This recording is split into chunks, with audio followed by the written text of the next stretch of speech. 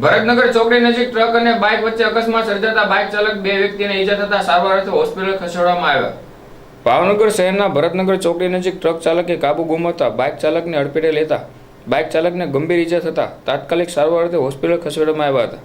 આ બનાવ બનતા લોકોના ટોળા એકઠા થઈ ગયા હતા અને પોલીસને જાણ કરાતા પોલીસ ઘટના સ્થળે પહોંચીને ટ્રાફિકને દૂર કર્યો હતો.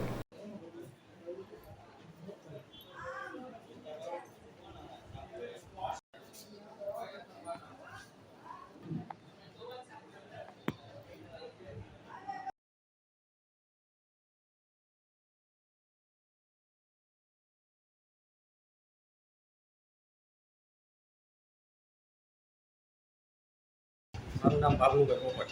મારુલમાં પાણી વળે હતું અમારે, તો મારો છોકરો ને મારો ભાઈ બે જમવા ત્યાં જતા હતા. તો ભરતનગર ચોકડી મેં ગાડી સ્લીપ મારી તો ખટારો અંદર અડફેટે લેતો ગયો.